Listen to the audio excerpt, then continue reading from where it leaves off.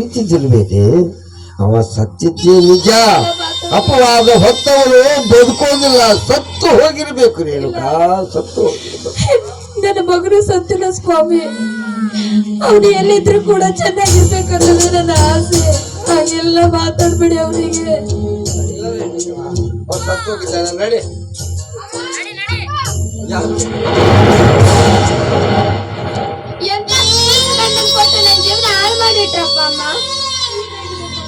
ಏನಮ್ಮ, ಯಾವಾಗ ನೋಡು ಕುಡಿತಾರೆ, ಬಂದು ಹೊಡಿತಾರೆ ಅಮ್ಮ.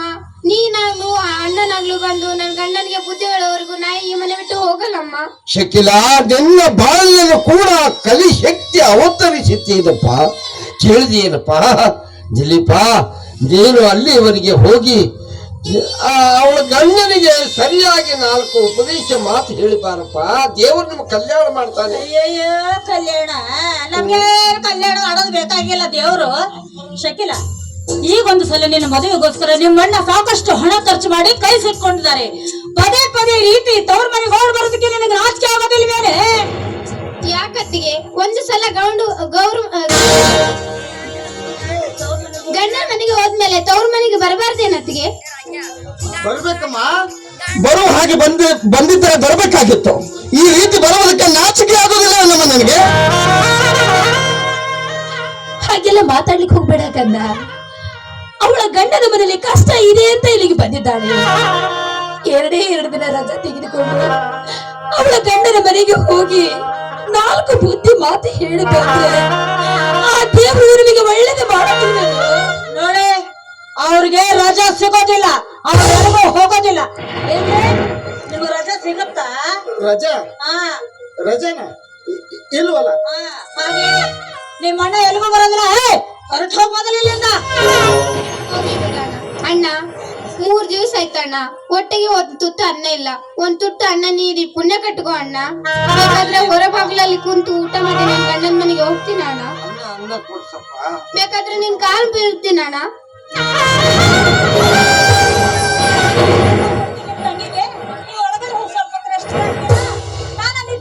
ಊಟ ಕೊಡ್ತೀನಿ.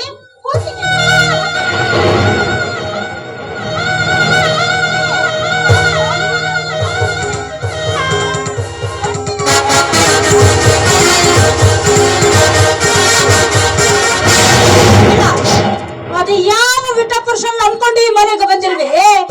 ನಿನ್ನಂಥ ಜಾರ ಪಿಂಡಕ್ಕೆ ನಾನು ಅನ್ನ ಹಾಕ್ಬೇಕ?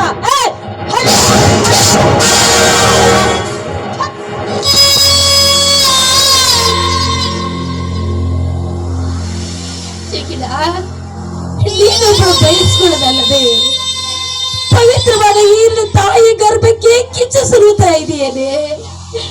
ನಾನಾಗಿ ನಿನ್ನ ಮನೆತನ ಬಂದು ಮಗಳೇ ಎಂದು ಕರೆಯವರೆಗೂ ಈ ಮನೆಯಲ್ಲಿ ನೀನು ಕಾಲಿಟ್ಟಿದೆಯಾದ್ರೆ ನಿನ್ನ ಹೆತ್ತವರ ಅಡಿಯಾಗಿ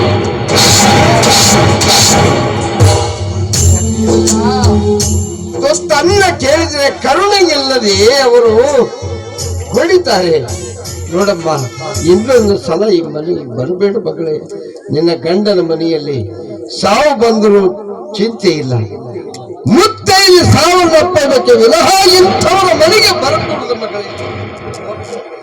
ಹೋಗ್ತೀನಿ ಅಪ್ಪ ಅಮ್ಮ, ಆಶೀರ್ವಾದ ಮಾಡಿ.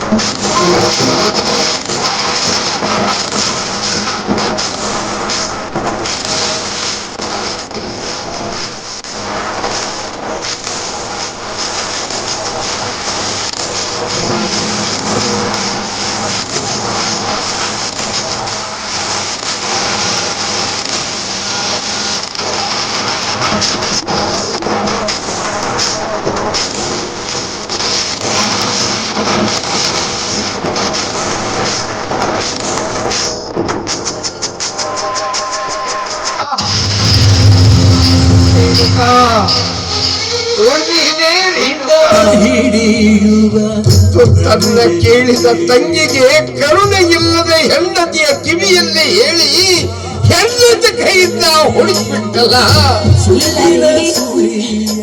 ಯಾವ ಜನ್ಮದಲ್ಲಿ ನಾನೇನು ಪಾಪ ಮಾಡಿದ್ದೇನೆ ಅಂತ ಇಂಥ ಮಕ್ಕಳನ್ನು ಹೆತ್ತೆ ಅಂತ ನನಗೆ ನೋವಾಗ್ತದೆ. ಮಕ್ಕಳು ಬೇಕು ಅಂತ ಗಂಡ ದೇವರಿಗೆ ಕೈ ಮುಗಿದ್ರೆ ಇಂಥ ಮಕ್ಕಳು ಏನಾದ್ರೂ ಹುಡ್ತಾರೆ ಅಂತ ನನಗೆ ಗೊತ್ತಿದ್ರೆ ನಾನು ಪಂಚಾಗಿ ಮಾಡ್ತಾ ಇದ್ದೆ. ಇಂಥ ಮಕ್ಕಳು ನಾನು ಹೇಳ್ತಾ ಇರ್ಲಿಲ್ಲ.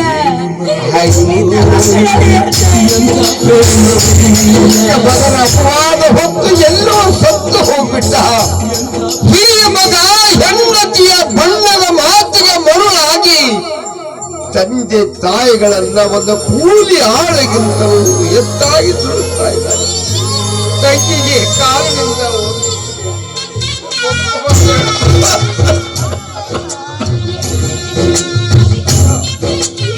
ರೇಣುಕಾ ಆಯಾಸವಾಗ್ತಾ ಇದೆ, ಸ್ವಲ್ಪ ನೀರು ತೆಗೆದುಕೊಂಡು ಬಾ ರೇಣುಕಾ. ನೀರು ತೆಗೆದುಕೊಂಡು ಎಲ್ಲ ರೇಣುಕಾ, ಈ ಪಾಪಿ ಮಗನ ಮನೆಯಲ್ಲಿ ಹನಿ ನೀರು ಕುಡಿದರೆ ಅದು ರವರವ ನರಕವಾಗುತ್ತೆ. ಬೇರೆ ಮನೆಗೆ ಹೋಗಿ ನೀರು ತೆಗೆದುಕೊಂಡು ಬಾ, ಬೇಗ ಬಾ.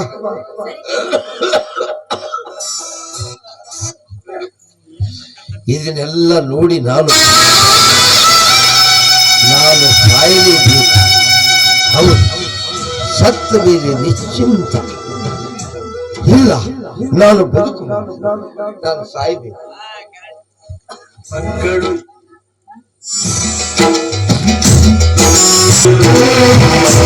ಬೇಡ ಅಂತಾರೆ, ಮಕ್ಕಳ ಹೆತ್ತವರು. ಓ ಉಗ್ರಾಭಿಮಾನ ದೇವತೆ, ನಿನಗೆ ನನ್ನ ಕೊನೆಯ ಪ್ರಣಾಮ. ಮಕ್ಕಳು ಬೇಡ ಅಂತಾರೆ, ಮಕ್ಕಳ ಹೆತ್ತವರು, ಮಕ್ಕಳ ಹೆತ್ತವರು. ರೇಣುಕಾ, ರೇಣುಕಾ, ಹೊಟ್ಟೆಯಲ್ಲಿ ಹುಟ್ಟಿದ ಮಗಳು ತನ್ನ ಅಂಗಲಾಚಿ ಕೇಳಿದಾಗ ಕರುಣೆ ಇಲ್ಲದೆ ಹೊಡೆದ ದೃಶ್ಯವನ್ನು ಕಂಡು ನಾನು ಬದುಕಬಾರದೆಂದು ಇಂದು ಭೀಮಾ ನದಿಯಲ್ಲಿ ಹಾರಿ ನನ್ನ ಪ್ರಾಣವನ್ನೇ ಕಳೆದುಕೊಳ್ತಾ ಇದ್ದ ರೇಣುಕಾ, ಬದುಕೇ ರೇಣುಕಾ.